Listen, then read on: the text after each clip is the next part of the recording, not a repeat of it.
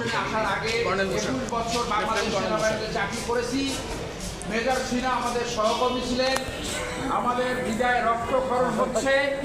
আজকে রায় আপনারা শুনেছেন, ট্রায়াল কোর্টের রায় সম্পূর্ণভাবে বহাল রাখা হয়েছে, কিন্তু রায়ের একটু খুঁত থেকে গেল। এসপি মাসুদ যদি সঠিক দায়িত্ব পালন করতেন তাহলে সিনহা সহ 200 থেকে 300 মানুষের জীবন এইভাবে হানি হতো না। আমরা মনে করি বিচারের এই ক্ষতটি অ্যাপিলেট ডিভিশন টেক কেয়ার করবেন এবং অ্যাপিলেট ডিভিশনে এসপি মাসুদের বিরুদ্ধে যথাযথ প্রসিডিংস জড়ো করে শাস্তির সম্মুখীন করা হবে। আমরা আপাতত সন্তুষ্ট। আমরা রায় আপনারা শুনেছেন, ট্রায়াল কোর্টের বিচারিক আদালতের যে রায় ছিল 2 জনের ফাঁসি, লিয়াকাত এবং প্রদীপ এবং বাকি যে 6 জনের যাবজ্জীবন সেইটা বহাল রেখেছে।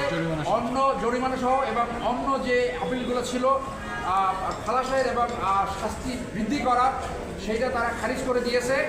এখন এটা অ্যাডিশনাল ডেথ রেফারেন্স হিসেবে অ্যাপিলেট ডিভিশনে যাবে। তারপরে যদি রিভিউ হয় রিভিউ হবে এবং প্রেসিডেন্ট মার্জনা তারপরে এইটা এক্সিকিউশন কার্যকরী হবে।